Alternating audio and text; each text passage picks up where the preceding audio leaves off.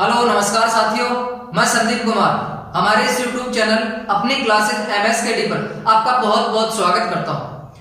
दोस्तों, अगर आप हमारे इस चैनल को पहली बार देख रहे हैं तो हमारे इस चैनल को लाइक करें, शेयर करें, सब्सक्राइब करें और साथ में कमेंट जरूर करके बताएं। बेल आइकन भी आप दबाएं ताकि हमारे आगे आने वाले वीडियो की नोटिफिकेशन आपको मिलते रहे। दोस्तों, हम अध्ययन कर रहे थे प्रॉफिट एंड लॉस का, जिसमें हमने उसकी टाइप्स का अध्ययन कर लिया था। आज कुछ विविध प्रकार के जो क्वेश्चंस हैं जो कई एग्जामों में बार बार पूछे जाते हैं, उन क्वेश्चंस का हम डिस्कस करेंगे। तो देखिए, शुरू करते हैं अपने वीडियो को। तो पहला क्वेश्चन हमारे सामने बोर्ड पर देखिए, क्वेश्चन क्या क्या है। ए ने कोई वस्तु बी को 20% लाभ पर, बी ने वह वस्तु सी को 10% लाभ पर तथा सी ने डी को 25% लाभ पर बेची। यदि डी ने इसे रुपए 660 में खरीदा हो तो ए ने उसे कितने रुपए में खरीदा था। तो देखिए मित्रों, ये क्या है, एक ही वस्तु को है, एक ही वस्तु है जिसे अलग अलग व्यक्तियों को अलग अलग लाभ पर बेचा जा रहा है। तो देखिए, इस क्वेश्चन को किस प्रकार से करते हैं। क्वेश्चन करने के दो तरीके हैं, मैं आपको दोनों तरीके बताऊंगा। आपको जो तरीका अच्छा लगे आप उस तरीके से क्वेश्चन करना। सबसे पहले करते हैं पहला मेथड से। जैसे मान लीजिए व्यक्ति कितने हैं हमारे पास, 4 हैं, ए, बी, सी और डी। इन चारों का अनुपात लेकर आएंगे। वो अनुपात कहां से लेकर आएंगे? सबसे पहले ए ने एक वस्तु जो है बी को बेची कितने परसेंट लाभ पर? 20% लाभ पर। तो 20% लाभ का मतलब हमें पता होता है 1/5 होता है। यानी कि वो वस्तु अगर 5 इकाई में खरीद कर लाता है तो 1 इकाई ज्यादा में यानी 6 इकाई में बेचता है। तो ए और बी का अनुपात यहाँ है, ए और बी, यानी ए अगर 5 इकाई में उस वस्तु को खरीद कर लाता है तो बी को 6 इकाई में बेच देता है। आगे क्या होता है, बी उसी वस्तु को है सी को कितने में बेचता है? 10% लाभ पर बेचता है। तो 10% का मतलब होता है 1/10, यानी अगर बी उस वस्तु की 10 इकाई देता है तो बी के वैल्यू यहां रखेंगे, बी के नीचे, यानी बी अगर उस वस्तु की 10 इकाई देता है 1 लाख ज्यादा में, यानी उसे 11 इकाई में बेच देता है। फिर आगे कहते हैं कि सी ने डी को 25% लाभ पर बेचा। 25% का मतलब होता है 1/4, यानी उस वस्तु की अगर सी ने 4 इकाई दी तो वो डी को 1 ज्यादा यानी 5 इकाई में बेचेगा। ये इनका अनुपात आ गया। ए बी का अनुपात है वो 5:6 आया, बी सी का है वो 10:11 है और सी डी का है वो 4:5 है। अब यहाँ से हम इनका एकल अनुपात बनाएंगे। तो देखिए, यहाँ सबसे पहले यहाँ ये जगह खाली और यहाँ ये जगह। पहली लाइन में 2 जगह खाली है, दूसरी लाइन में यहाँ 1 जगह यहाँ और 1 जगह यहाँ, 2 यहाँ खाली है और तीसरी में भी 2 ही स्थान यहाँ खाली। तो इनको कौन भरेगा? जो पास वाला अनुपात है वो इसको भर देगा। जैसे 6 इन दोनों को भर देगा, 6 और 6, इसको भरेगा 11 और इसको भरेगा 10। यहां ये 4 भरेगा और इसे भी 4 भरेगा।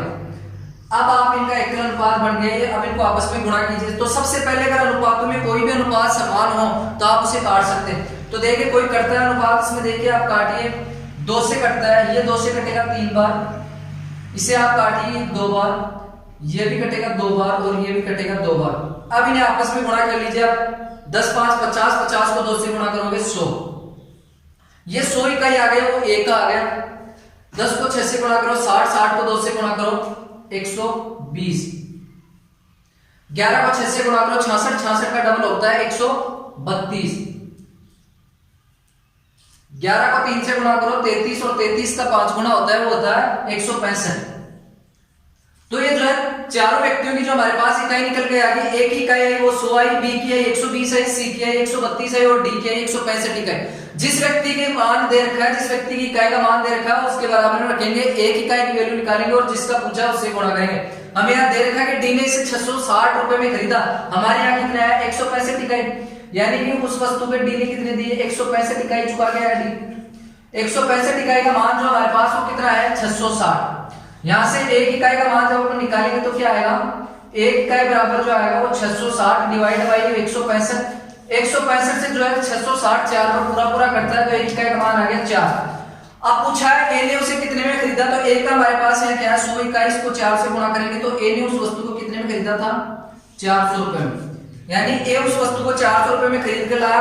बी क्या पूछता तो 120 से गुणा करता, सी को पूछता तो 132 इकाई से गुणा करता और बी की इकाई में दे रखी थी कि डी ने उसे 660 रुपए में खरीदा। एक बार आप दोबारा देखिए इस मेथड को। कह रहा था क्वेश्चन में कि ए ने कोई वस्तु बी को 20% लाभ पर, बी ने वह वस्तु सी को 10% लाभ पर तथा सी ने डी को 25% लाभ पर बेची। यदि डी ने इसे 660 में खरीदा हो तो ए ने उसे कितने में खरीदा। तो सबसे पहले आपको क्या करना है, चारों में जो है अनुपात बनाने। 4 व्यक्ति हो तो 4 लेना, 5 हो तो 5, 2 हो तो 2 और 3 हो तो जितने व्यक्ति दे रखे हैं उतने। एक ही वस्तु है, एक ही वस्तु को अलग अलग व्यक्तियों को अलग अलग लाभ पर बेचा जा रहा है। सबसे पहले ओ और बी का अनुपात हम बनाएंगे इस 20% से, यानी ए ने जो है 5 इकाई में खरीदा, 1 इकाई ज्यादा बी को 6 इकाई में बेचा। फिर बनाएंगे बी और सी का, बी ने 10 इकाई में खरीदा, सी को बेचा 1 इकाई ज्यादा 11 में। फिर सी और डी का बनाएंगे, सी ने 4 इकाई में खरीदा, 1 ज्यादा 5 इकाई में बेचा। इनका एक अनुपात बनाएंगे। अगर अनुपात में कोई अनुपात समान हो तो उनको आप काट दीजिए आपस में। फिर ए का जो है वो 100 इकाई, बी का है 120 इकाई, सी का है 132 इकाई और डी का है 165 इकाई। 165 इकाई का जो मान दे रखा था वो 660 रुपए दे रखा था। 1 इकाई का मान यहां से हमारे पास आया 4, पूछा था एक का 100 इकाई, 4 से गुणा किया तो आंसर आ गया 400 इकाई। ठीक है दोस्तों, बढ़ते हैं अगले क्वेश्चन की ओर। ये अपना अगला क्वेश्चन है, यदि किसी निर्माता का लाभांश 15% तथा थोक विक्रेता का लाभांश 25%, फुटकर विक्रेता का लाभांश 10% हो तो उस वस्तु का उत्पादन मूल्य क्या होगा जिसका फुटकर मूल्य 1265 रुपए हो। तो सबसे पहले क्या करना, उसी तरीके से जैसे अगर लाभांश निर्माता ने लाभांश लिया तो उसे कुछ उत्पादन लागत भी आई होगी।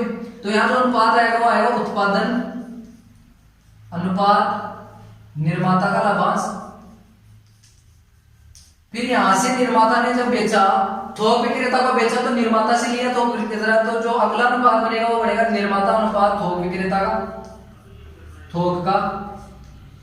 फिर थोक विक्रेता से जो लाभांश में वो किसने लिया, फुटकर विक्रेता ने, तो फुटकर विक्रेता ने थोक विक्रेता से खरीदा, तो जो अनुपात बनेगा वो थोक और अनुपात फुटकर का बनेगा। अब अपन जो दी गई परसेंट से इनका अनुपात बनाते हैं। सबसे पहले जो है लाभांश दिया है निर्माता का 15%। 15% का मतलब हमें पता होता है कितना होता है, 15% बराबर होता है 3/20। यानी अगर उससे वस्तु की उत्पादन जो लागत आई है, उत्पादन जो मूल्य लगा वो 20 इकाई लगा, तो निर्माता ने उसमें 3 एक्स्ट्रा लेकर कितने में 23 इकाई में बेच दिया। फिर कहा कि थोक विक्रेता का लाभांश 25% है, यानी 25% का मतलब होता है 1/4। अगर निर्माता ने उसकी 4 इकाई में खरीदा था तो थोक विक्रेता को उसने 1 ज्यादा यानी 5 इकाई में बेच दिया। फिर कहता है कि जो फुटकर विक्रेता का जो लाभांश है वो 10% है। 10% का मतलब होता है 1/10। अगर थोक विक्रेता ने उसके 10 इकाई दी थी, उस वस्तु की लागत 10 इकाई आई तो उसने 1 ज्यादा यानी फुटकर को उसने कितने में बेचा, 11 इकाई। अब इनको भरिए, इस खालिस्तान को भरेगा ये 23 और इसको भरेगा ये 23। यहाँ खालिस्तान को भर देगा 5 से, यहाँ ये खालिस्तान इसको भर देगा 4, यहाँ 2 खालिस्तान है इनको 10 से भर देंगे, 10 और 10 से। अब आपको जिस चीज की जिस वैल्यू की मान दे रखा है उसका निकाल लीजिए, जिसका पूछा उसका निकाल लीजिए, बाकी को छोड़ दीजिए। इससे क्या होगा, आपका एग्जाम में समय बचेगा। तो हमें दे रखा है कि जिसका फुटकर मूल्य 1265, यानी ये फुटकर मूल्य दे रखा है। तो आप क्या देंगे, 23 बजे 115 और 115 11 1265। 1265 इकाई इसकी आ गई और इसकी आई 4 दूनी 8, 80 80 10 800, यानी उत्पादन लागत उसकी 800 इकाई थी, जबकि फुटकर ने उसकी कितनी थी 1265 इकाई। 1265 इकाई का मान में 1265 दे रखा है, यानी 1265 इकाई बराबर 1265। तो 1 इकाई का मान यहां से क्या आया, 1 इकाई का मान 1। 1265 को 1265 से भाग करोगे तो 1 इकाई का मान 1। पूछा 800 इकाई का, तो 800 इकाई को 1 से गुणा करोगे आप तो 800 ही आ जाएगा। यानी उस वस्तु का जो है उत्पादन जो मूल्य था वो 800 रुपए। पिछले क्वेश्चन में मैंने आपसे दूसरे तरीके की बात की थी, वो तरीका किस प्रकार से अप्लाई होगा मैं इस क्वेश्चन में बताता हूं। देखिए कैसे, जैसे मान लीजिए उसने उसको x में खरीदा, x थी उस वस्तु की जो लागत, निर्माता ने उसमें जो लाभांश लिया वो 15% का लिया, यानी 100 पे कितना ज्यादा 15 ज्यादा, तो 115/100। फिर थोक विक्रेता ने उसमें कितना लिया 25%, यानी 125/100। फिर फुटकर विक्रेता ने उसमें जो लिया है 10%, यानी 110/100। इन सब के बाद में जो उसकी मूल्य लगा वो कितना लगा 1265। यहां से इसको काट पीट के जब आप सोल्व करोगे तो जो आंसर आएगा वो अपना उसका जो है उत्पादन मूल्य आ जाएगा। तो इसको काटे आप 5 से, 5 दूनी 10, 5 3 15, 5 दूनी 10 20 बार, 25 चौक 100, 25 पंजा 125। इस 0 से 0 काट दीजिए, 5 से ये कट गया 4 बार, ऊपर तो बच गया आपके पास x गुणा 23 गुणा 11, नीचे बच गया आपके पास 4 और 4 16 गुणा 10, 16 गुणा 10, और इसके बराबर में रह गया आपके पास 1265। अब काटिए आप 23 से, या पहले 11 से काट लीजिए आप। 11 एकम 11 बच गया 16, 11 एकम 11, 11 55, ये कट गया 11 से 115 बार, और ये 23 से जो 115 है 5 बार थोड़ा कट जाएगा, 5 बार कटेगा।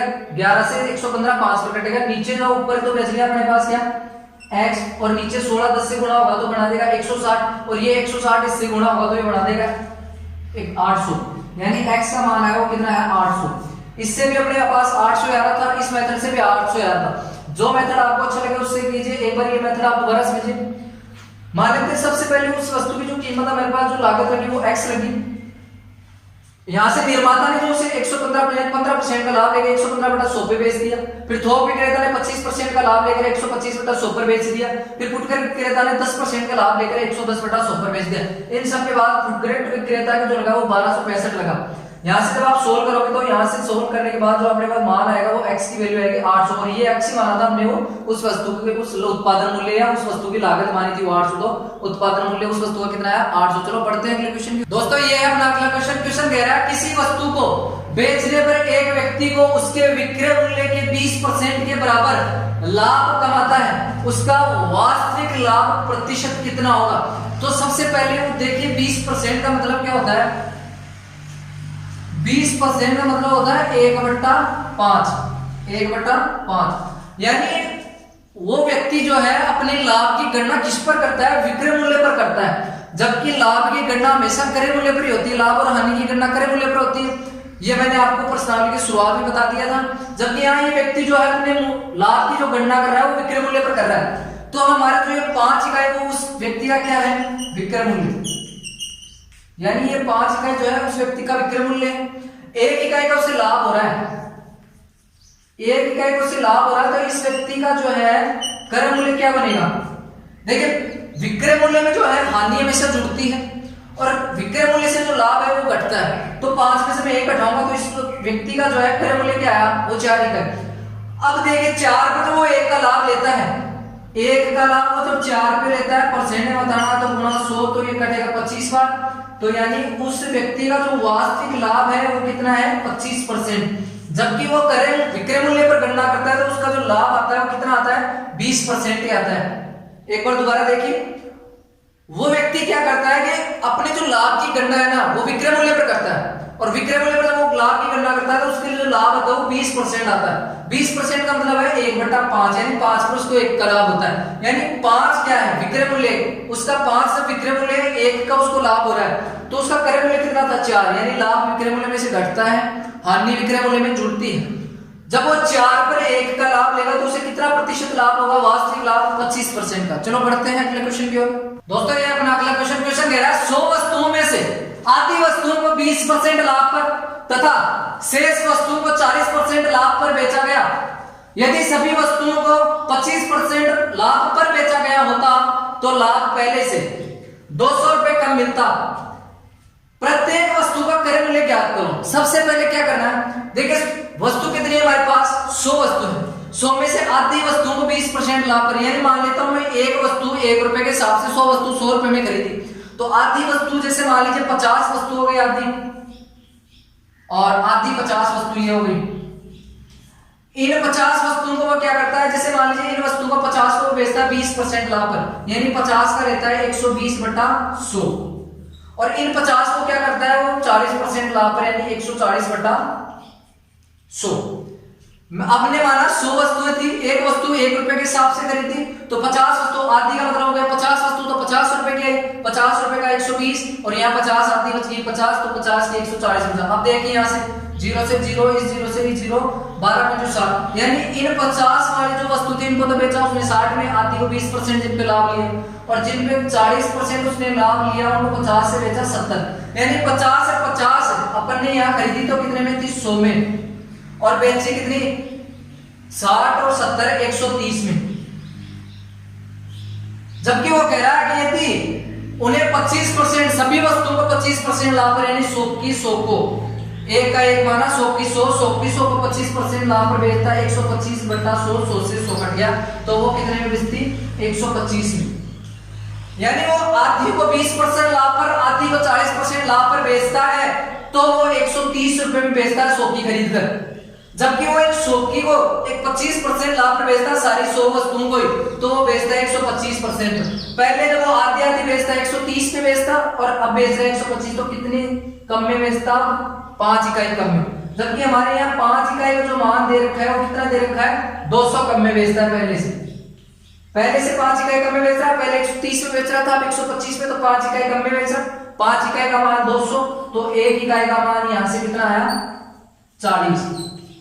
ये जो 40 आया वो हमारा क्रय मूल्य आया प्रत्येक वस्तु का। कैसे, 100 वस्तुएं थी, प्रत्येक वस्तु का 1 रुपये हमने क्रय मूल्य माना था, तो प्रत्येक को 1 को 40 से गुणा करेंगे तो 40 ही आएगा। तो प्रत्येक वस्तु का जो क्रय मूल्य आएगा वो कितना आएगा, 40 रुपए। ये अपना आंसर होगा। चलो बढ़ते हैं अगले क्वेश्चन। दोस्तों ये अपना अगला क्वेश्चन, एक आदमी ने 4760 रुपए में 30 टेम्पो खरीदे, इनमें से 4 सवारी वाले और शेष 2 सवारी वाले हैं। उसे 4 सवारी वालों को किस कीमत पर बेचना चाहिए कि अगर वह 2 सवारी वालों को इसके 3/4, किसके 4 सवारी वालों के पर बेचे तो कुल मिलाकर 40% का लाभ हो। तो सबसे पहले देखो करना क्या है, हमारे पास कितने टेम्पो हैं, 30 टेम्पो हैं। 30 टेम्पो, इनमें 2 प्रकार के टेम्पो हैं। कैसे, एक तो जो है 4 सवारी वाले, और दूसरी जो प्रकार है वो है 2 सवारी वाले। 4 सवारी वालों की संख्या हमें दे रखी है कि 4 सवारी वाले जो टेम्पो है वो 8 है, यहां बता रखा है कि 4 सवारी वाले 8 हैं। अगर 4 सवारी वाले 8 हैं तो 30 में से 8 4 सवारी वाले हैं, तो 2 सवारी वाले कितने बचे, 22 बचे, नहीं बचे, 22 बच गए। अब कह रखा है बेचने की बात भी कही है, वहां विक्रय मूल्य की बात भी कही है इसने। अब विक्रय मूल्य की बात क्या कही है कि 2 सवारी वालों को इसके किसके, 4 सवारी वालों के 3/4, यानी अगर वो 4 इकाई 4 सवारी वालों को बेचता है तो 3 इकाई पर 3 से 2 सवारी वालों को बेचेगा। यानी मैं इसको मान लेता हूं अगर 4 सवारी वालों को वो 4x में बेचता है तो 2 सवारी वालों को कितने में बेचेगा, 3x में बेचेगा, नहीं बेचेगा। तो ये हमारे पास इन सारे टेम्पो का जो कुल यहां आ जाएगा विक्रय मूल्य क्या आएगा, 8 चौक 32x, और इनका आएगा 22 66x। यानी 8 सवारी वाले जो 4 सवारी वाले जो 8 टेम्पो उनको तो बेचता है 32x में, और 2 सवारी वाले जो 22 टेम्पो उनको बेचता है वो 66x में। तो ये टोटल कितने में बेचेगा उनको, 32 और जो 66 कितने हो गए, 6 2 8 3 90 98x। टोटल जो है उनको 98x में बेचता है। अब हमारे पास इस 98x की वैल्यू कहां से आई, वो कहां से लाएंगे, देखिए सबसे पहले वो खरीद कर लाता हूं 30 टेम्पो कितने में, 4760 में, और हमें बता रखा है कि इसे 40% का लाभ होना चाहिए। तो 40% का मतलब कितना होता है हमें पता है, 2/5, यानी जो 5 इकाई में खरीदता है, 5 इकाई का मान हमें यहाँ 4760 दे रखा है। 5 इकाई बराबर क्या है, 4760। तो यहां से 1 इकाई का मान ज्ञात करेंगे तो आएगा 9 5 45, 2 55 25 और 5 2 10, 952। 1 इकाई का मान यहां से आ गया 952। 5 पर वो 2 का लाभ लेकर जब बेचेगा तो कितने में बेचेगा, 7 इकाई। तो 952 को आप जैसे 7 से गुणा करोगे तो हमारे पास जो है 29 टेम्पो का टोटल विक्रय मूल्य आ जाएगा। 7 दूनी 14, 4 7 5 35 और 1 36, 3 9 7 66 और 63 और 3 66। यानी वो टोटल जो 30 टेम्पो टोटल को बेचता है 6664 रुपए में। जबकि हमारे यहाँ आ रहा है 98x। 98x के बराबर अपने पास आया 6664। जब 98 से आप 6664 को काटोगे तो ये जो है x की वैल्यू यहाँ आ गई अपने पास 68 आएगी। वो आप इसे काट लीजिएगा। 98 का जो है 6664 में पूरा पूरा भाग जाएगा 68 पर। पूछा है कि कुल वो किस कीमत पर बेचे, तो देखिए 4x में बेच रहा है, 1x का मान यहाँ x का मान 68 आया, तो 4x को तो 4 को गुणा कर दीजिए आप 68 से। 8 चौक 32, 3 6 चौक 24 और 3 27, यानी वो 272 रुपए में उनको बेचेगा।